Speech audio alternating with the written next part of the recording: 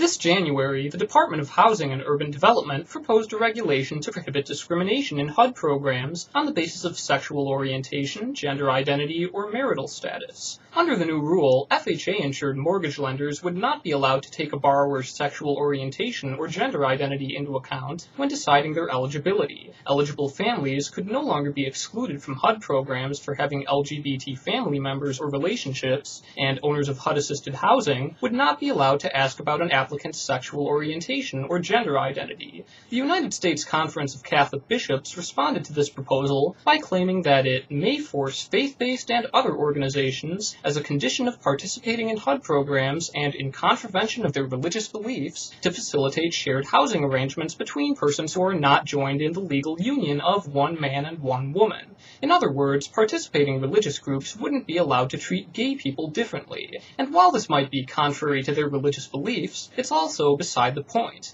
The Bishops' Council has stated that faith-based and other organizations should retain the freedom they have always had to make housing placements in a manner consistent with their religious beliefs. But participating organizations are already subject to non-discrimination regulations, regardless of their religious beliefs. Discrimination on the basis of race, sex, color, religion, or national origin is already prohibited, and there is no exception for religious organizations, nor should there be. Holding a particular religious belief does not exempt someone from following the applicable regulations just because they think they shouldn't have to. When they choose to participate in these programs and accept federal assistance, they're subject to the same rules as everyone else. Religious beliefs that are racist or sexist in nature don't make racial or sexual discrimination in these programs any more acceptable, so why should this be any different? The bishops have cited the Defense of Marriage Act as requiring the federal government to treat only opposite-sex unions as marriages, but nowhere does it limit how HUD regulations can interpret the meaning of a family, which doesn't require marriage and can even consist of single people. As the proposal notes, the composition of families isn't limited to the statutory examples, and it doesn't mandate that these regulations must permit discrimination on the basis of marital status or sexual orientation or gender identity.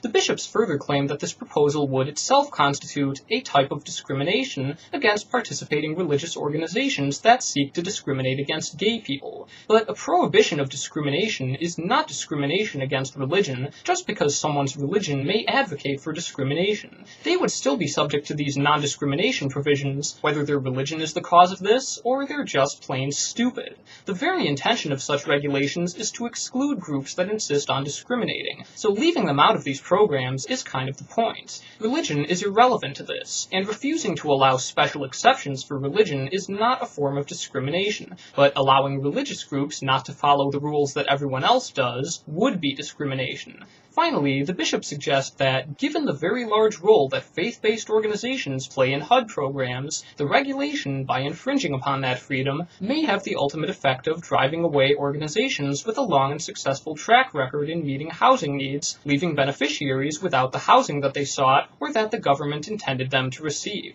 In essence, they would rather quit these programs entirely and serve nobody instead of being required to include gay people. They would actually prefer to leave people out in the cold if they aren't allowed to keep gay people from getting a mortgage or renting an apartment. Is that the kind of value system they want their religion to be known for? Closing down all of their services just to make sure that gay people can't even have a roof over their heads? If that's their attitude, why should they have any place in these programs? If they insist on tipping over the chessboard if we don't let them have their way, maybe they shouldn't be a part of this. A group that intends to actively obstruct federal regulations by holding federal programs hostage should not be supported by federal funding. As long as discriminatory religious groups are the ones providing these services, the government will be supporting programs that refuse to treat gay people equally. And why should anyone be kept out of government housing programs for completely irrelevant reasons just because someone else's religion says so? The dictates of private personal faith have no place in federal regulations, and it makes no sense for religious groups to be the ones deciding what kind of discrimination is acceptable.